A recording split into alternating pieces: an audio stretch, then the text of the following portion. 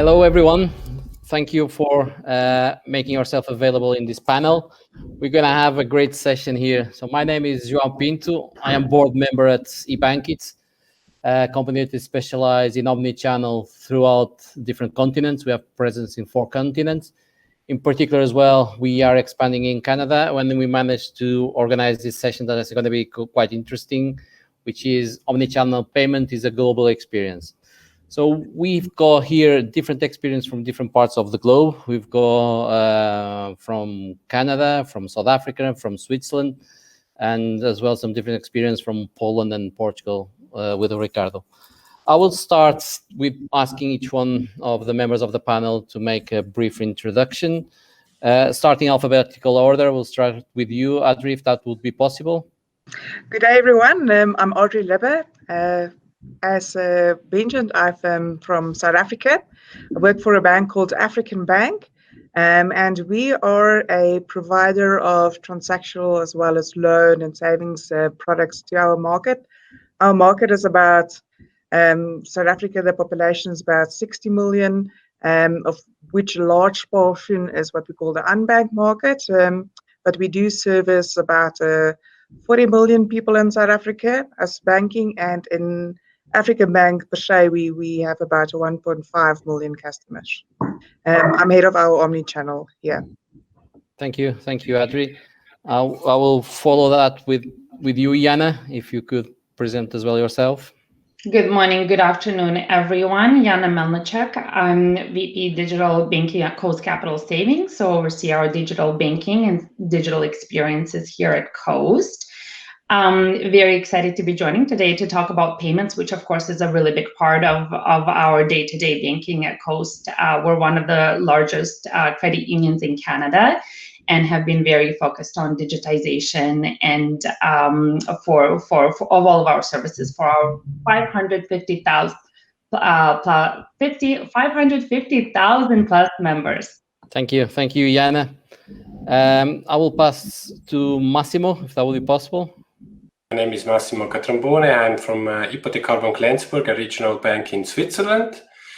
We are a special bank in Switzerland because we are not only bank but also software developer. We have developed in the last 20 years our own open banking platform, and I'm responsible at HPL for this core banking platform in the area of omnichannel. I do the product management and do also the partner management and work closely with eBankit.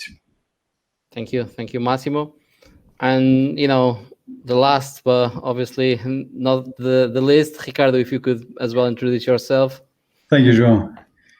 Hello to everybody. Good morning, good afternoon, good evening to everybody. My name is Ricardo Campos. I'm currently CEO of ITSCREDIT. So this is a software provider of credit solutions. I have over 30 years of experience in the banking and financial sector in Portugal, in Asia, and in Poland, where I worked the previous 17 years, and in Portugal most recently, where I was CEO of a digital bank. Thank you, Ricardo. So thank you for all this brief introduction. I've got some questions here prepared to ask each one, just as a matter of diversity here on the panel. So we've got obviously people located in 3 continents and different time zones, so brings it a bit of channel. So for me, I'm based in Portugal, where it's 5 p.m. Massimo and Audrey are in the same time zone, which is 6 p.m. And Jana, the day is starting, so it should be 8 a.m. Correct, Jana? 9 a.m. Yep. 9 a.m. Okay, sorry about that. So it's good.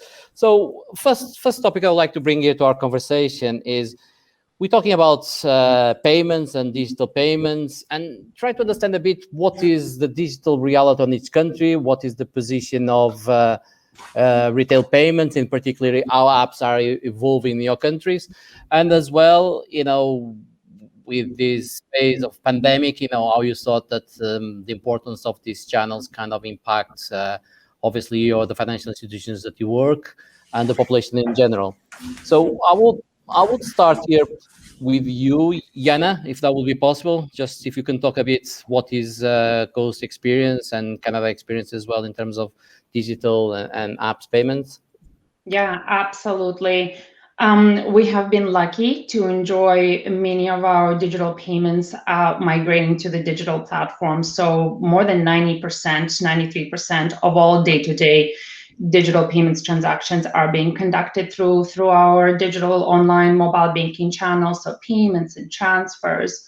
And one of the things that we do enjoy in Canada is a quite ubiquitous peer-to-payment transfer system. So those on the line will know Interac e-transfers because it is a household name, and we often say, I'll e-transfer you, and that is really our dominant peer-to-peer payment or transfer functionality. Unlike many other countries where, of course, it's a bit more of a disjointed, fragmented service.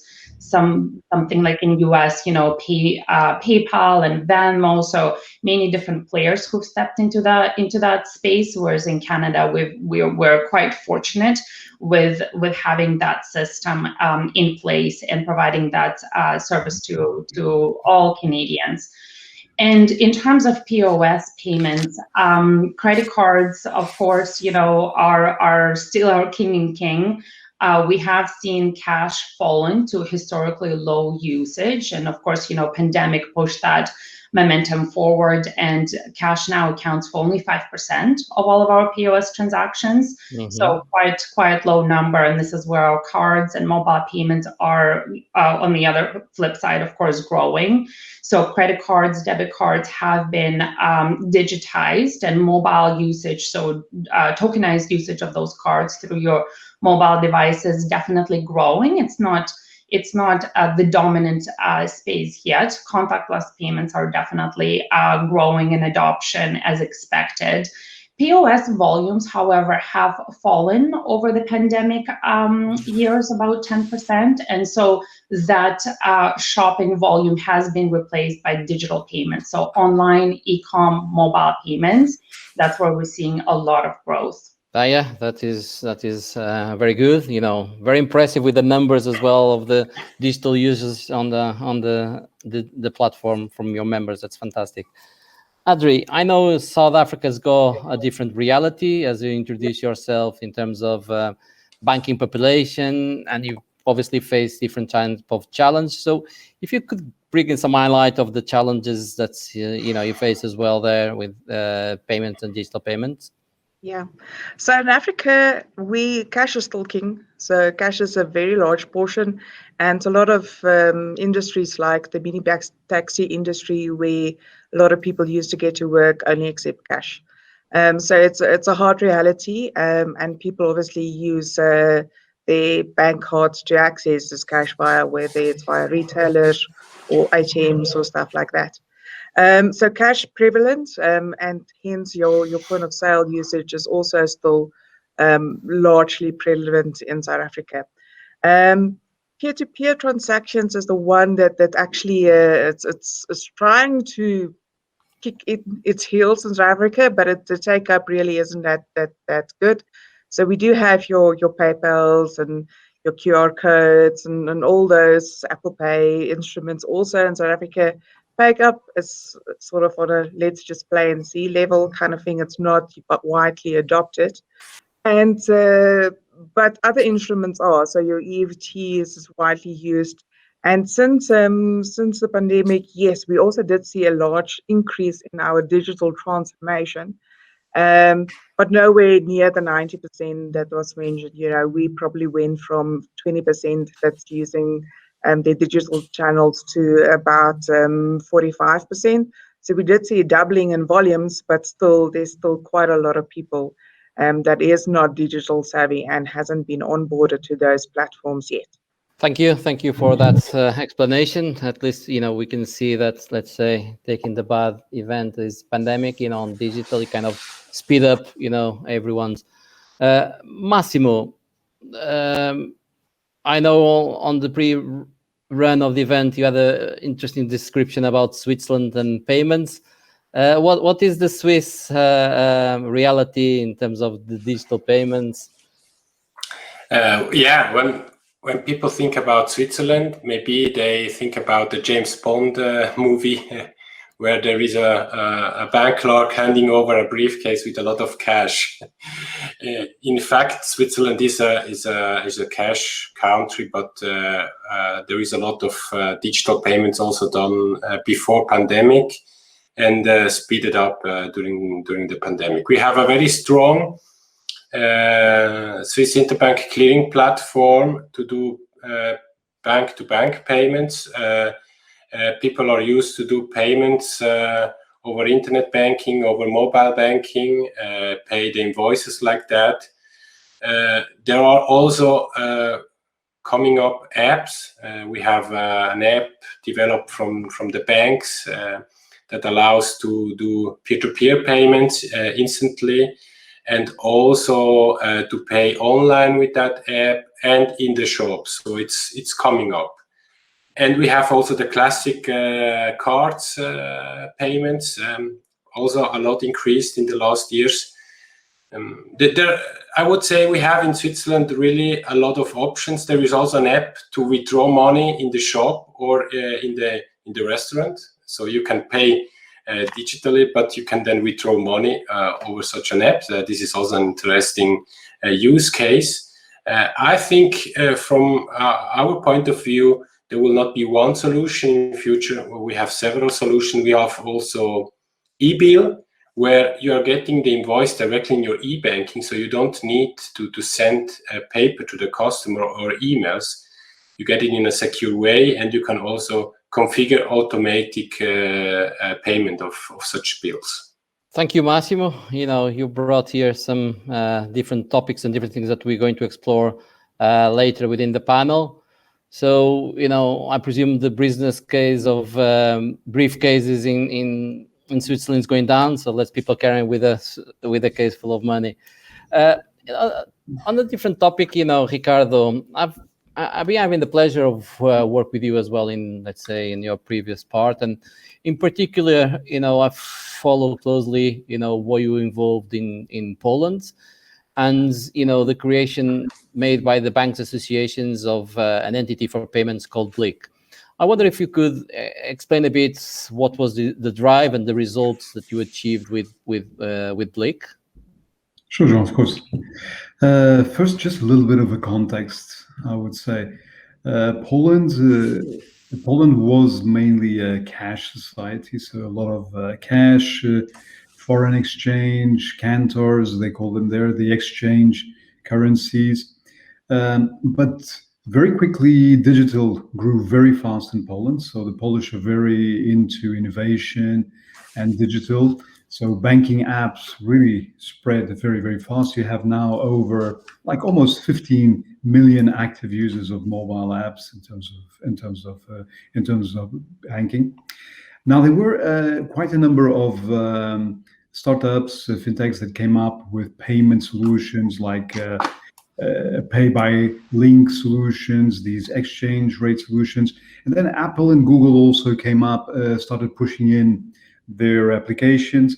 Cards also came up with some virtual wallets, etc. So that was the moment when I participated with 5 of the largest banks, so the 6 largest banks in Poland, and I participated as one of the founders of BLIK.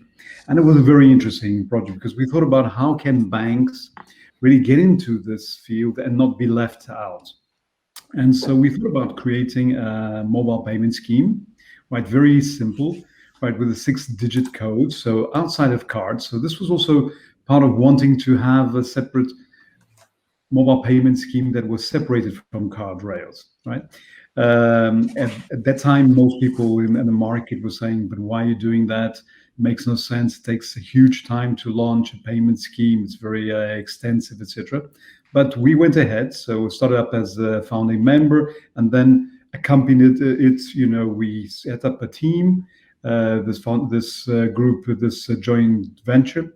And the main purpose was to move transactions onto the mobile payment transaction. And so the key point of one of our decisions was to have BLIK in the mobile banking applications of all banks. Now, this seems easy. But in the beginning, banks took a kind of a different path here. And I'm happy to say that the path that we took was the most successful, just by chance. But anyway, but everybody then followed suit. Why?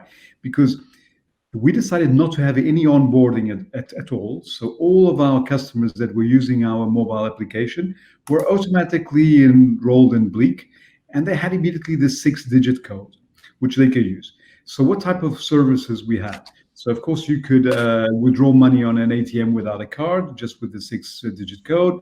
You could start doing P2P payments with Bleak codes, and this extended to all the banking customers of all the other banks. Then additionally, we started adding other banks outside of this founding team. We added also the e-commerce payments, and this is where it really took off completely. So now today, so in the beginning, just to give you an extent, in the beginning about, the big majority were ATM transactions, people withdrawing money on the ATMs. Now, almost 75% of transactions are e-commerce transactions. So Bleak now accounts for more transactions on e-commerce than cards together, Visa and MasterCard. It has now about 150 million transactions in the last quarter. So in this first quarter of 2020, we did 155 million transactions. 75% are e-commerce. Then you have these P2P payments. In the e-commerce, we also launched at that time a one-click payment, which is very innovative. So you can choose an e-commerce that you pay for normally, and you can choose any one click. And this is totally independent from the commerce itself, from the company itself, right? And the key of the success here has been really the simplicity of it, right? It's just a 6-digit code, which is so much easier to pay for on the internet than inputting your card number, your CVV2, etc., right? So, and it's secure. It's using the bank applications, right? And at the same time, you have a one-time code, so that is running there. So right now, the expansion is huge. It's expanding outside. So we did then, which is irony, we did a partnership with MasterCard, in which now with MasterCard, we can go abroad and extend with the card rails to have it expanded abroad. There was a partnership also with British companies, so that in most of the e-commerce in the UK, now we can use Bleak codes as well. And now there's an expansion to the Middle East, which is also expanding there. So it's growing. Yeah, I think it's a fantastic experience. I think it's quite great to hear and share these different paths that I presume, a group of banks took and the success is bringing. And I think, overall, I think the importance as well is the simplicity and use case it brought to everyone to make it a success. So thank you very much for that explanation, Ricardo. So here, let's say on second topic here, obviously we already mentioned there are different payments providers. There's different players coming in the market. There's the dominant one that normally exists in a specific code, and then the challenging ones that come with different forces, either simplicity, either cost, either a mixture of both, either some market dominance in some shops or some aspects.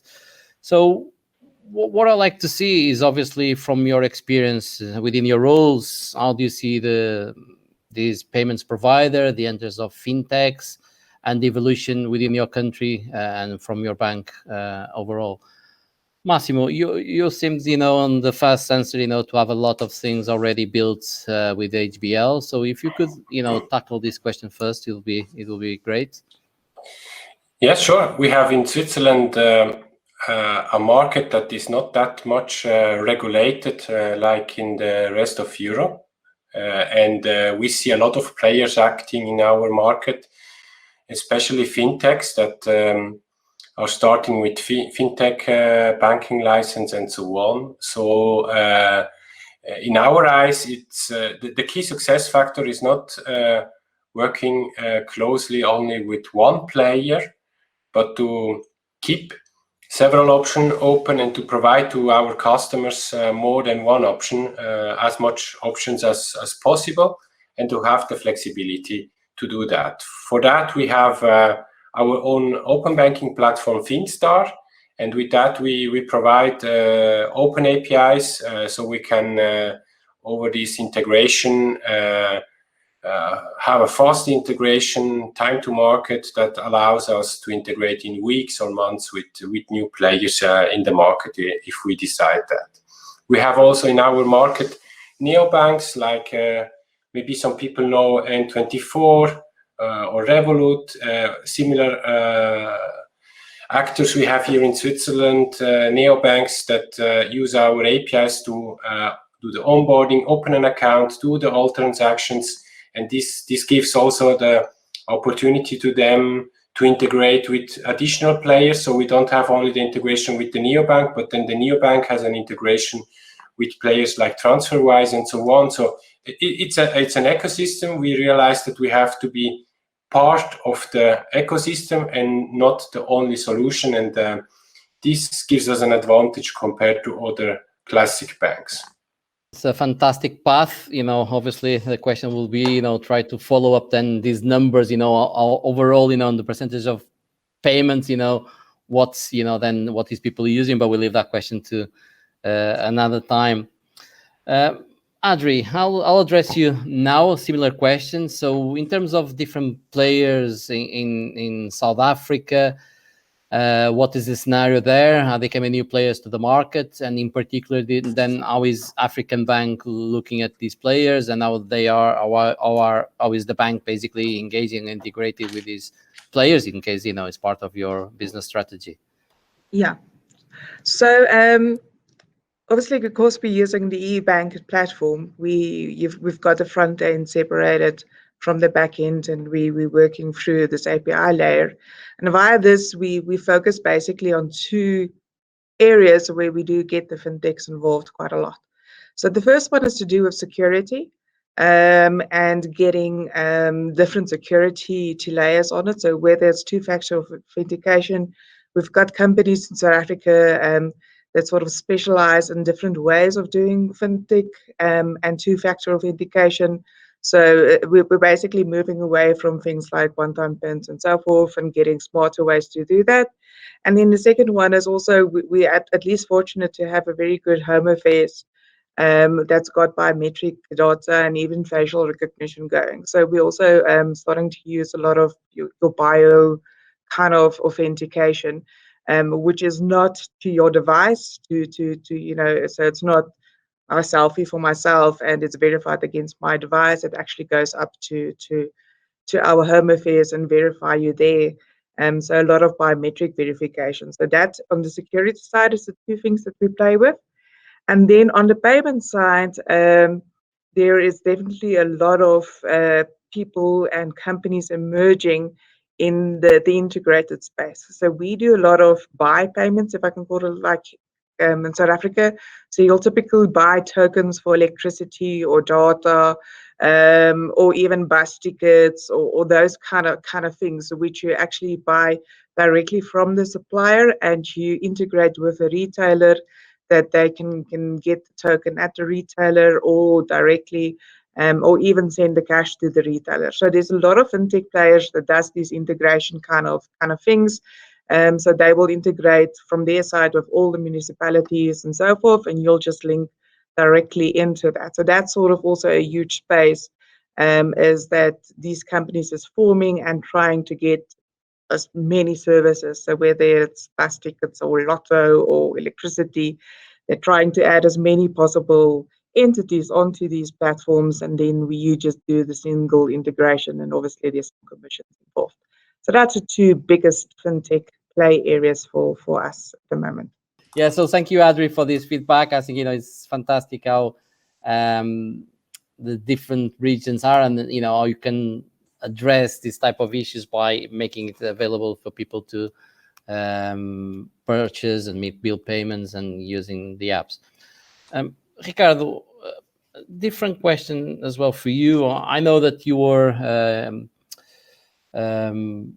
launching as well an integration of TransferWise in Activo Bank when you were the CEO there.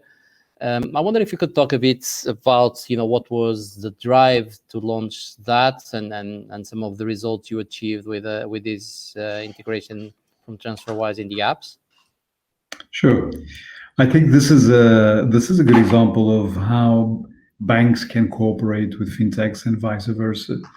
Right. In this case, payments banks, as we all know, are still very much founded on these correspondent accounts process, which is very inefficient, very expensive, makes that transfers take a long time still, very expensive transfers. And having already the experience with TransferWise, using it to pay to my daughter, which was studying in the UK, so I was not even using my banking services to pay for her fees. I said, "Oh, look, I have to partnership with them." So I contacted them. I contacted the CEO of TransferWise, Christo, started discussing with him the possibility. Taking into account again the experience I had in the past, even with Bleak, etc., where I see the strong advantage of putting it into the banking app, where you really have already millions of customers or thousands of customers there. It gives a kickstart, a really great kickstart. And so Christo agreed with that let's bring TransferWise process into the banking app. Let's change a little bit the experience and leverage on the great experience that it had.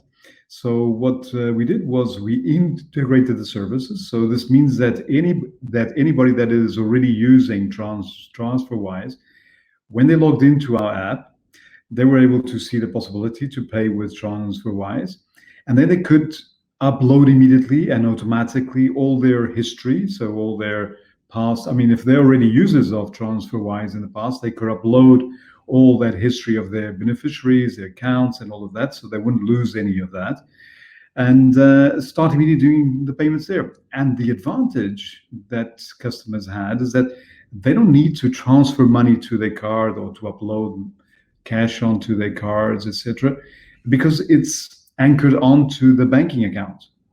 This is something that I'm fighting a lot to just a sideline on these instant transfers that is now being discussed in Europe-wise. I sincerely think they should be anchored on the account. It makes it so much easier. But on this case in particular, so we integrated it. We had a lot of customers of ours that were from Brazil and from other countries, and they started immediately using the app there. So they shifted immediately from their normal TransferWise payments they were doing before, and they moved it into the banking app, and they started doing it there. So cost-wise was exactly the same, speed exactly the same experience, but with the additional factor that it was drawn on their current account. So I think here, and it was great to see it, because we started it kind of in a particular month. I don't know when it was. This was mid-COVID, but like 6 months later, I get a call from Christo, and he calls me up and says, "Ricardo, congratulations! I'm seeing Aktiverbank the first time on our map." So they have a map in which they see the different players there, the different geographies, and normally you have to have a certain size of transactions to show up there. And so for the first time, we started growing to a point. So it was really a very fast uptake there. They also learned with the process that they did with us. So you have a you have a fintech which improves their process in terms of security wise. Of course, they were very secure, but we just pushed it a little notch higher in terms of a couple of things, the accounting process, etc. So, and on our side, we improved also in terms of the customer experience and all that stuff. So this is a good example, I think, of how a fintech and a bank can get together, and we can create something better than on our own, in fact. So, you have to mute. Yeah. Thank you, Ricardo. Thank you. I'm already on mute. So, Jana, I wonder as well, what's the reality that you see in terms of Canada, in terms of cost capital, in terms of how different payments are coming into the market, and what is cost view in terms of how you're linking to these payments provider, to these different entities, to open banking and fintech. So I wonder, what is your view on this move within the market? Yeah, well, within Canada, as I mentioned earlier, we do have a well-established payments infrastructure, and that infrastructure has been around for a long time and is well used by the financial players. However, it's currently going through a major modernization effort. Of course, what this conference is all about. And so there, through Payments Canada and various organizations to ultimately take advantage of the new innovations, take advantage of an API infrastructures, being able to not just provide a payment in its current state, but be able to streamline it with a lot more transparency and ability to ultimately integrate various payments providers, similar to what Ricardo was talking about. That's how we look at it as well. So, the pain points that I currently see for Canadian consumers, for Coast members as well, is around international remittances and payments. So whether you're a retail member, small business or commercial, so many different use cases when you have a need to, I'll use the word wire money back in the day, right? But there are so many alternatives now that people, of course, are using through various fintechs. Some FIs have gone ahead and integrated some services, similar to what Ricardo was saying, providers, something like a Wise or Western Union, but there's still quite a lot of people who are going to physical locations to send money to their families, or are on their own to have to figure out, a use case that I'll mention is there, a tutor who's potentially, providing those educational services to your kids from a different country. How do you do a payment to someone over there on a regular basis without having to absorb enormous fees and having to wait for that $20 payment to come through? So people are definitely out there looking for alternative services to be able to do this quickly and cost effectively. And I think that's where Canada has a lot of room for growth. And this is where I see innovation coming to Canada. And, the experiences that we'll be delivering, I think it's going to be all the way across, from standalone apps to integrating into digital banking experience to be able to provide a much more seamless behind the scenes international transfer. That's ultimately the vision that we all want to get to.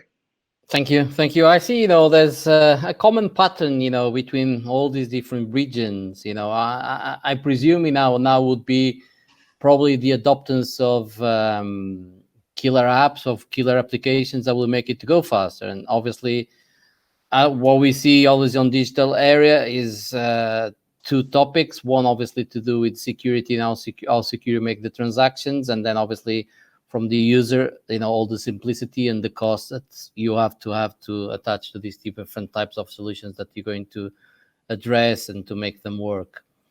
I was looking here at my notes, and I've realized we've got like 10 minutes left on the panel. So probably, I will skip some of the questions, I have prepared and go more into a topic about, innovation or, the next steps that your institutions are looking to the future. So the way I see it is, we are an area that in terms of digital, all the financial institutions are placing their customers on the centrics, or becoming customer centric, how you can provide services for a client in a simple way, where omnichannel, I presume it's a reality, the capability to use different channels to interact with your bank, make your transactions, start one transaction in one channel, continue on the other one. So all this part is becoming more and more. We see mobile becoming the most dominant channel of usage, in particular, when we talk about payments, checking balance, transfers. And we came to these other topics now about, how we see, things as predictive banking. So, we're not going just now to, let's say, the needs of a customer. So I want to make a transfer, I want to make a payment, and then I do it. So it's how can the financial institutions give me some insight or some help of what will come in the future, or what will come in my future in terms of financial transactions. And the other area I would like to bring here as well is obviously what we are kind of talking about, having embedded banking. So once I can use my app and pay for public transports, or if I can use my banking app and pay for parking, everything, in the same container. So these were two areas in terms of innovation that I've highlighted, and I really would like to see what is your views in terms of this future. So I don't know where to start. So Jana, I kind of left you out on the last call. I was skipping the order, so I'll skip the order now and give you as well the possibility of being first as well, and tell us what is your and Coast Capital views, and as well kind of in terms of this innovation path. Yeah, I think I think there's going to be lots of really cool innovations coming as we continue to modernize the underlying platforms, and it's going to open up all of these really cool use cases.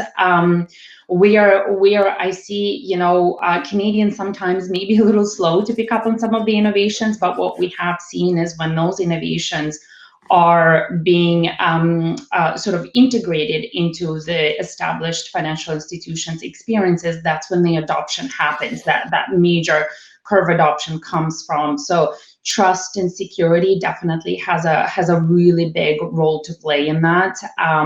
Various, security aspects of it through biometrics, two-factor, multi-factor authentication.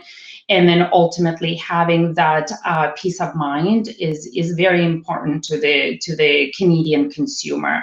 So I think wherever those innovations come from, and what the very important part of that is going to be how we present it, how we position it to the Canadian users, and getting their buy-in to grow the adoption. Thank you. I think that was a very good answer. Audrey, what is your view as well in terms of innovation, in terms of evolution, in terms of financial and payment systems? So I think what we're seeing is basically two sort of forces that's forming. So one is definitely in the realm of what we call personal financial management. So that's typically your predictive kind of things. I think currently what we've got is not predictive per se, but you will have sort of applications that are saying, for example, on the 25th every month, I see you've got 1 to 3 debit orders going off, and I know it's going to cost you so much, but your bank account balance is not going to be enough, and sort of you'll get preemptive messages to fund your account. So that definitely, there's a lot of work to scale that up into much more real predictive big data kind of thing, to see if there's any payment patterns forming on your account, and then basically how that's going to affect your budget, to set up savings goals or to set up goals, and then to match your spending behavior to those goals, and keep on tracking your progress. With that comes a lot of rewards and gamification kind of things. So you'll typically and people are just starting to play with it, but it will probably get much bigger to say, you set your goal, and as you are doing the correct actions to get to your goal, in a gamification way, you'll get rewards along your journey to get there. And typical rewards that we're playing with is things like grocery vouchers or airtime vouchers or stuff like Uber Eats is actually one that is really doing great as incentivization. So definitely a lot of personal financial management, gamification, everything around that.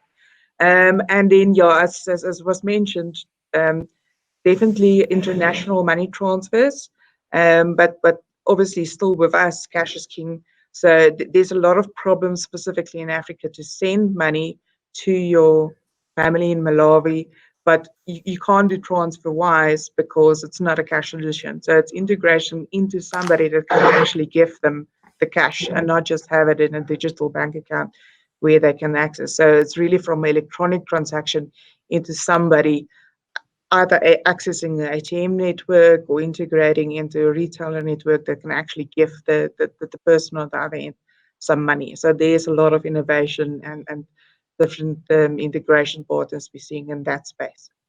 Yeah, thank you. It's I would comment on this and say we see different parts of the world coming with cashless or point of sales where you can go, whether it's in Europe, such as Massimo was saying, Switzerland, you can go and withdraw money from, a store nearby, or whether, South African people are unbanked. So we see the same solution coming into place in different aspects of society's life. Massimo, do you want to as well address this question in terms of innovation?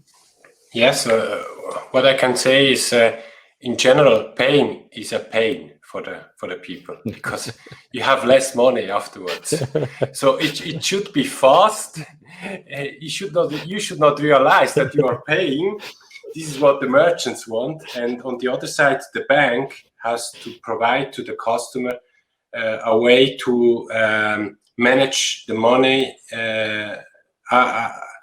in the best way possible. So helping the customer to save money, to invest money in products. So that's, I think there are two key factors to take in consideration. The bank has to provide to the customer a 360-degree view of his financial situation, independently of how he pays. And then what we also see is that more and more B2B2C platforms come. So the goal is not to pay. The goal is to get something, some service, and I get it, and the payment is handled behind. You don't realize it really, and it has to be secure. So that's why we think you need more and more APIs. You need integration with other platforms. We live in a world of software, APIs, platforms. That's the future. If you have a look at platforms like Amazon and so on, behind a lot of things are happening, and banks cannot just think we can do business like we did in the last 50 years. Yeah, it's the big competition on this area, and we can see more and more players kind of coming into the digital and the banking areas. Ricardo, as well, there's a big topic we can start see it all the time, which is, let's say, buy now, pay later. And I know you're as well involved in something as this. I don't know if you want to comment this or any part of innovations that you see as well on these areas of payments. Sure, thanks. Yeah, so just to draw a bit now on my recent experience, on my current experience with ITSCREDIT.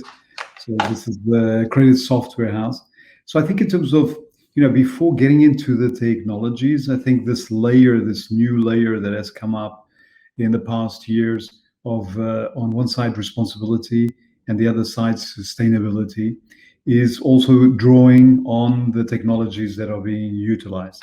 So we saw how buy now, pay later has grown fast, right? But there also happens a lot of problems, right, with how people are taking loans, how it's been offered. So here, the technology has a big place, but under the rules and under the guidance of sustainability. So not only to utilize all the predictive learning, all the artificial intelligence sensor to understand better and better who are the customers and their ability to take loans and do it in a responsible way. So this is something that we are working on and adding on in the buy now, pay later area, but also adding sustainability to all the loans we do, right? So having the possibility that banks, companies that are offering loans are able to understand to which companies they're offering loans, because we all know that the companies that are going to be more profitable in the future, and vice versa, the ones that will not be, are in fact the ones that are dealing with sustainable matters. So the ones more sustainable are going to be the future. So there is a factor of risk if you don't understand the company in terms of its sustainability, individuals as well. So you have to have the ability to be able to price it differently, the risk, right? So this is another area that we are also involved in and moving forward in terms of helping banks and customers to be able to understand and estimate the sustainability of their corporate customers. So all the technology you've already mentioned, but open banking, for example, open banking with the open APIs. I think this is a classic case of what Bill Gates said, that we overestimate in the first 3 years, and then we underestimate in the next years. So I think there's been a huge hype on it. It was launched, hasn't produced what everybody was expecting, but don't underestimate it, because the potential is there and it's really growing fast. So this also has a huge potential for all the things that we are doing in order to tap into knowledge, into information with the consent of users. And here, just to highlight a key point on all this development that companies have to do, you have to look at the process, you have to look at the customer experience. So only through the customer experience, only by allowing customers to understand why you're asking me for the data, why you're asking me to provide you this information, can I be willing to give you this information so that you can provide me the service that you promise, right? So this is also GDPR, which has been launched, and also here hasn't had the impact that many review it would have. It will have. So it's moving. It's already in California, moving to other countries. This is an area where the companies have to innovate in the customer experience to be able to convince customers to share their data with the company, so that then you can provide them the service that they will require. So this is a huge area that we're working on, and an innovation in these areas, but always focusing on the responsibility and the sustainability, which I think are going to be the strong pillars that are going to guide us in the next future. Yeah, thank you, Ricardo. This is the moment, so thank you all. This was, the panel was 45 minutes. We kind of went just a few minutes ahead. So thank you all. First of all, thank you all for these brilliant things. So this is now, if we were all physical present the same, where we pick up the microphone and ask the audience if anyone has any questions. So I know the platform as well allows for any of the participants to ask any questions. So if anyone's watching this wants to ask any question, feel free to, I presume, is type there on the room and just ask us any questions you like to do. Meanwhile, I'll just take 2 notes. I've got a note here from the marketing team from eBankit, where they highlighted me that today is Children's Day, so International Children's Day everywhere in the world. eBankit has created a simple coloring book that I think is quite helpful to entertain and to get some time. I think it's available on a PDF version on the eBankit booth. So if you go to the session here at the Canada Payment Summit, there's exhibit hall. If you follow eBankit, then they should have a link to coloring book, and it is an interesting and simple idea of remembering this special day and remembering our children. Mine in this case, I'm sure they won't like a coloring book, but it's part of the past. So continue with this lively channel, this lively chat, and some of the questions I would like to ask. I've got many different ones here, so I'll start posing this question and see who wants to answer. So with obviously digital banking, omni-channel, internet banking, started probably in year 2000 or before, apps becoming in play, let's say in the last decade, even prior to that. And we see that in terms of payments. So what is the view that you see in terms of adoption from the retail side, in terms of users of the different channels? Which one is becoming dominant, and some of the challenge that you find on using these channels? I don't know if anyone wants to volunteer to answer this question. Otherwise, I might force a person to answer, but not me. Okay, I'll go. Thank you, Ad. So what we're seeing, obviously in the UX space, and if you listen to UX people, then apps is obviously the way of the future. But behavioral-wise, we do actually see quite interesting patterns. Data in South Africa is not per se cheap. So what you will see is in the mornings and the evenings, app usage is way dominant, but in working hours, people use their company's internet. So your web payment still is, in those hours, is the main usage of it. So those 2 platforms do dominate, just on different times. So we continue to invest heavily in both of them, and it probably will be that way in South Africa till we really do get real cheap data here. That people will go for the least expensive option, which is sometimes your company's resources. Yeah, that's. I can confirm the same from my side. especially now in the pandemic, where a lot of people are working from home. They start reusing internet banking platform, and before they were using only the mobile banking. So it's not either one or the other, it's often both. Yeah, and we've observed similar behaviors as well. Our mobile traffic is definitely dominant at this point in time, about 2-to-1. But what we have seen is there are certain transactions that tend to dominate in one channel or another. So what's interesting is those e-transfers, our peer-to-peer sort of transfer network, those are virtually all mobile, not all, but very, very sort of dominantly on the mobile channel through the apps. But when it comes to bill payments, it's actually still in desktop. So, the way we sort of look at it is sometimes most of the time, you're probably paying multiple bill payments at once.